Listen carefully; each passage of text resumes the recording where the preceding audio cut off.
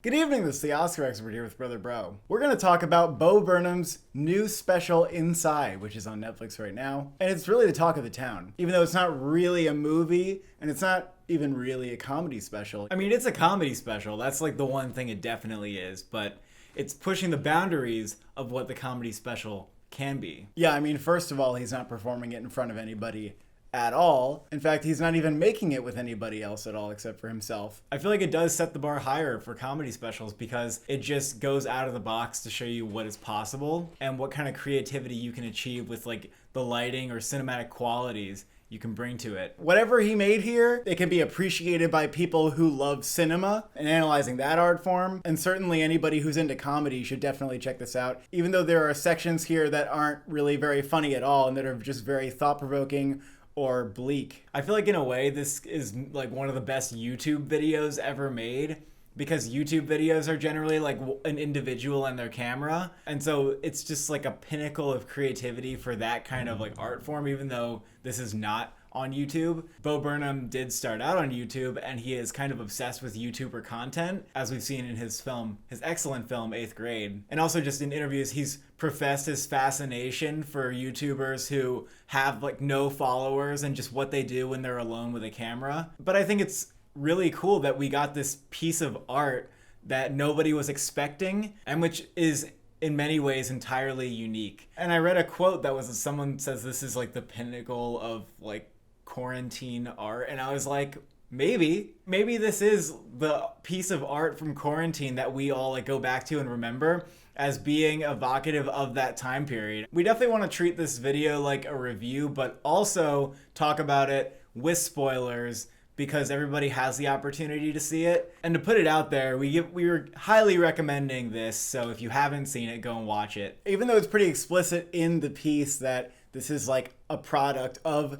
the lockdowns and everything, COVID is never really one of the things that's talked about, even though Bo Burnham mentions like the chaos of the internet and all the things that are flying at you. And it's almost like deliberate that he would omit anything about the coronavirus or the pandemic here. If he were to sort of label it as a piece of COVID art, then the relevance of the piece outside of that would be a little bit diminished, I think, because COVID has kind of accelerated and made it easier for people to be locked indoors with the internet. I think that the internet is now like a component of your own loneliness.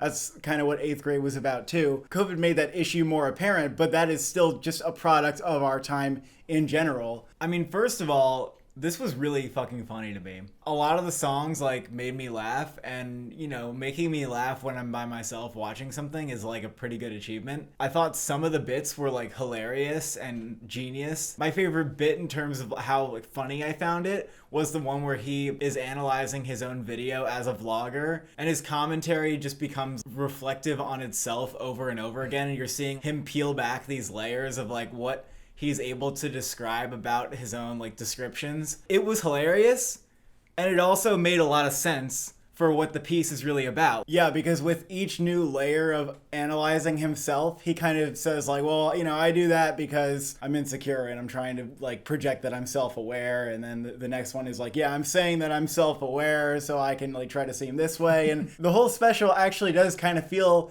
like him doing that and being aware of him doing it. It's one of many things that's in a way like an endless loop. Self-awareness, trying to seem aware about the self-awareness, being aware about that, and then, I don't know, you can just go on that forever. He kind of created like a microcosm of the movie Synecdoche, New York. Because that film is about like how the ego tries to like get a grasp on everything and like master it. Throughout, he's trying to be insightful and like gain insight into himself and offer something that's unique. There are a lot of songs that are just purely fun, like White Girl Instagram. I can't imagine the effort that took him like on a production level to bring in all the crafts that went into like each one of these Instagram portraits that he put together. It was really impressive. I really liked the headlight beaming at the spinning disco ball and the effect that created. Like, that was fucking great. That was a really enjoyable part of just watching this whole thing go down, is how he utilizes like the different lighting setups. He really found a lot of ways to transform that room. I'm sure a lot of people have a favorite song, and it is kind of hard to choose, but probably the one that's like the biggest earworm for me and that I found like the creepiest and the most fun is Can I Interest You in Everything All the Time? It's such a great and simple way to sum up the internet. The internet's something that can give you anything whenever you want it on demand. And so like, of course it's going to become your best best friend. And at the same time, it can be a very malicious force, and it is, especially on the way that it interacts with children. And that song captured all of that. Yeah, there's like that part where he's like, maybe it's not great that we've allowed giant tech companies to capitalize off of like the endorphin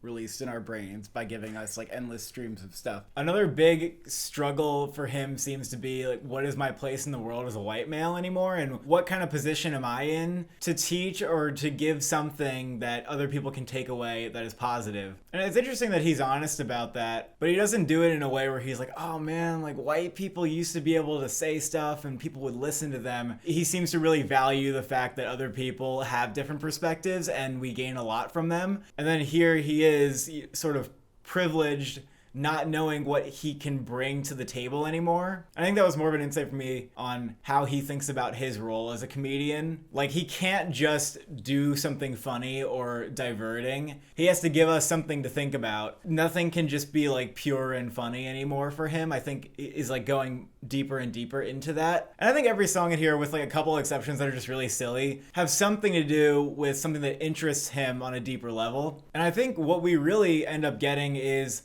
a comedy special sort of nested inside another sort of piece that is about him trying to entertain you. And Bo Burnham's ultimately honest about the fact that as much as he is trying to make you think and bring insight into your life, ultimately, like, he's just somebody who wants to be admired, and he's doing it for the fact that he likes the idea of people taking something away that he has to say that he can offer that is unique. He wants to be able to come up with some sort of insight by being reflective and by being like more creative or more deep than other people. And so it's interesting because he does succeed, I would say, in like doing thought-provoking things, you know, commenting on technology, or, you know, in one like sock puppet scene, commenting on society as a whole. But the real insight that he's able to bring, like the kind of deeper truth, is that I am just a person who is making this in a room because I like attention, I crave admiration, and I want to make something that matters to you. And what's interesting is this is really a play between one man and his ego,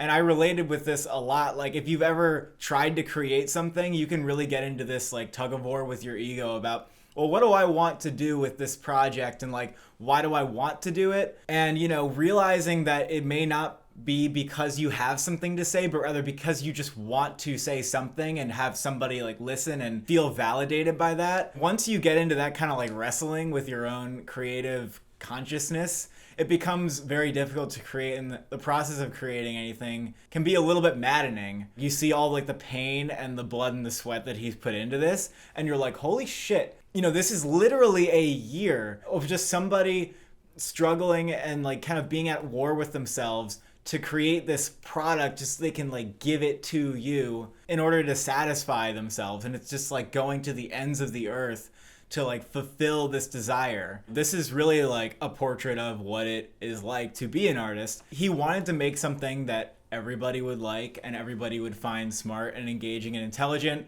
and he really succeeded in doing that. I don't know how many people could succeed in doing the same thing without like the talent or the taste that he has. Maybe many people would just drive themselves insane, but he does like fulfill his ego's desires, and I think much more. People are already calling this like a masterpiece. You know, it's just interesting, like from his perspective, how flattering that must be. It's interesting that half the project is him trying to show us how he feels about the project itself, and yet none of this undermines like the overall statement that the piece ends up making. It actually is the statement that the piece ends up making, or at least, you know, maybe a good half of the pie. Ultimately, like, the truth that he comes upon is not that I am someone who has something interesting to say. It's that I'm just a person with the desire to say something, and that's all that I can truly say. There's also a component where Bo Burnham would probably like to view his own creation of this project as being like this ambitious thing that he like really pushed himself to do, and it is that, but he also kind of admits that there's some comfort that he has in making this project, where he's created a space for himself to make a piece of art that only he has the involvement on. And he kind of touches on how his anxiety and having panic attacks on stage has prevented him from actually going out and doing comedy shows. He reflects on the fact that he is, in a way, right back where he started, making videos by himself alone in a room. Towards the end, there's a part where like the spotlight beams on him, and these voices are saying, well, look who's inside again, look who found a reason to hide again. So it's interesting that he views this entire creation as kind of hiding away from the world. And he does admit that as much as he wants to finish this project, it is a little scary, the thought that he wouldn't be working on it anymore. And in the end, there's this very surreal, like Lynchian moment where he actually does exit the house and he is terrified of being exposed in a way that he can't control. And I guess being inside this box and having complete control over this project is very comforting to him. And in a way, you could look at this as a cautionary tale to tell yourself, you know, I really do need to remember to get outside every once in a while and put myself out of my comfort zone. And don't trick yourself into thinking that doing the work that your ego thinks you need to be doing is not your comfort zone. On one hand, he got to fulfill this desire to create something, and on the other hand, it took a toll on his mental health and made him go like a little bit insane. At least he presents himself this way. Like, we don't even know if that's necessarily the truth, but it does seem to be the case. I imagine that Bo Burnham's not completely manufacturing that, but he is still crafting that narrative. Like, you have to wonder to what extent he wants you to look at it that way. Like, I wonder if he actually didn't really go out during the whole time, or if that was just like, no, as this in the project, I can't have like me, the version of me in this, go out or do anything. But yeah, I think there's a lot that anybody watching this can see within themselves or the world they live in when they look at this. It can make you think about the kind of ego-feeding beast that you are when you are alone. And it'll also make you think about how the internet and the pandemic has contributed to us